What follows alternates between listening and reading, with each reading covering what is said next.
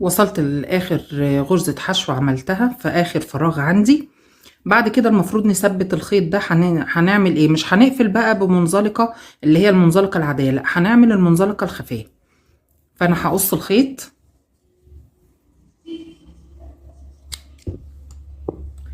بعد كده هشد الخيط بالطريقة دي كده من غير ما ارتفع سلسلة ولا اي حاجة خالص. هرفع الخيط ده كده، وبعد كده هلضم الخيط في ابرة التنظيف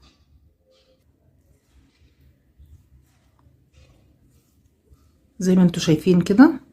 بعد كده هدخل في من قدام كده في اول غرزة حشو عملتها في السطر هنا، في بداية السطر خالص اول غرزة حشو عملتها هدخل فيها بالشكل ده كده.